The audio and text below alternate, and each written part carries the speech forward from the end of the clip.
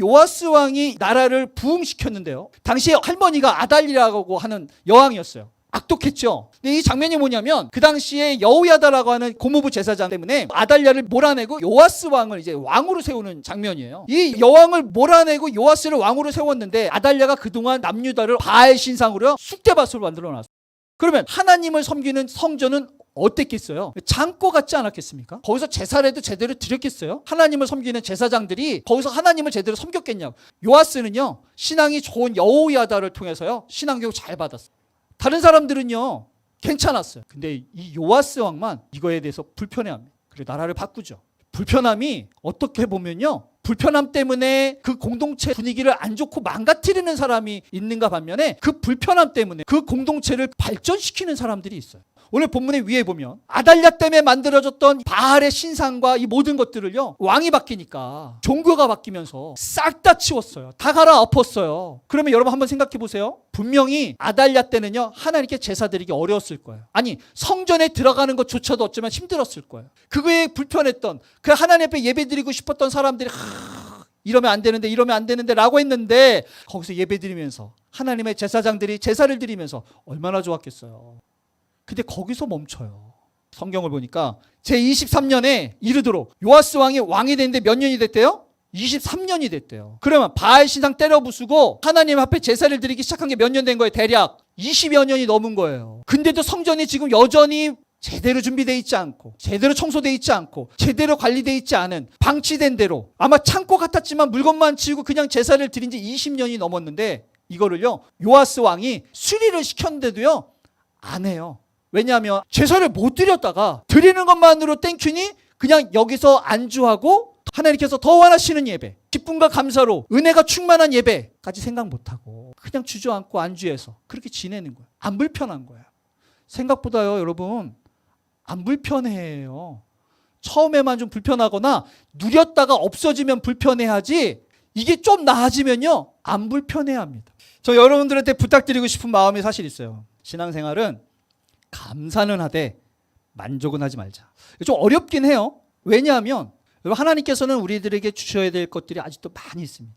근데 이게 잘못하면 감사한데 만족까지 하잖아요. 그 이상은 안 하려고 그래요.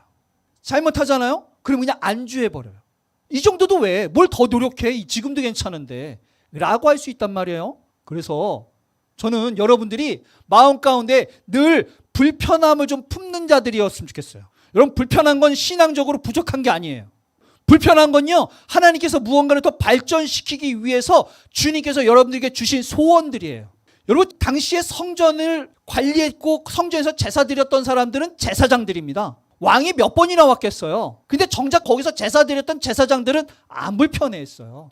법궤가요, 애굽에서 나와가지고 그 시내산에서 법궤를 만든 다음에 법궤를 얼마나 애지중지했냐면 법궤 니꼬로 하나님이었어요. 하나님을 섬기는 마음으로 법궤를 모셨단 말이에요. 법궤가 어떻게 되면 죽는 줄 알았거든요. 근데 이게 사무엘 때, 엘리 제사장 때요, 법궤를 블레셋에게 뺏긴 적이 있었어요. 그거 가지고 나가서 전쟁하다가. 여러분, 법궤가 뺏겼어요.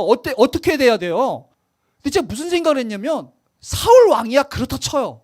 왜 사무엘도 법궤를 안 가져왔지? 그래, 이스라엘에 변두리에 법궤가 있었거든요. 근데 안 갖고 와요. 한참을 안 갖고 와요.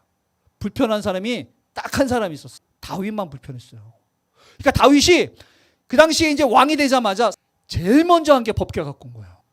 여러분, 불편해하는 건요, 어쩌면 축복일 수 있어요.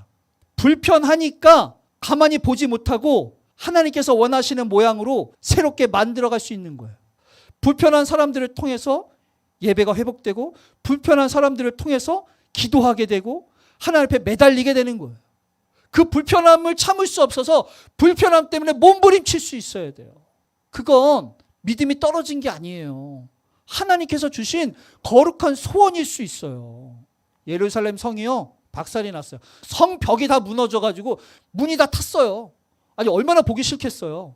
근데 이거를 고치려고 하는 사람이 아무도 없는 거예요. 느헤미야가, 야, 니네 고향이 좀 어때? 그 고향에서 온 친구들이 있으니까 물어봤더니, 야, 거기에 성벽이 다 무너지고 사람들은 참 진짜 볼품없이 살아가더라. 이랬더니 이 얘기를 듣고 이 마음이 불편한 거예요. 그러니까 어떻게 합니까? 성경에 보니까 기도하기 시작해요. 금식하면서 기도합니다. 왜? 불편하니까. 여러분, 그 불편함은요, 하나님께서 여러분들에게 주신 사명일 수 있습니다. 여러분들이 그 불편함을 하나님 앞에 해결하면서 한 걸음 한 걸음 나아갈 때, 그때 비로소 여러분들이 하나님 앞에 사명을 발견하고 어느덧 그 사명을 위해서 기도하며 몸부림칠 때 사명을 감당하는 삶을 살게 될 것입니다. 그래서 요아스가 예리해진 겁니다. 가만히 있지 않고 한 번 얘기했는데 바뀌지 않으니까 다시 찾아와서 또 이야기해서 바뀔 때까지 기도하면서 몸부림치면서 그 불편함을 참지 않고 불편함을 해결하기 위해, 예민함을 해결하기 위해 노력하니까 이 당시에 이 나라가요, 완전히 달라졌어요. 완전히 새롭게 되어지는 거예요.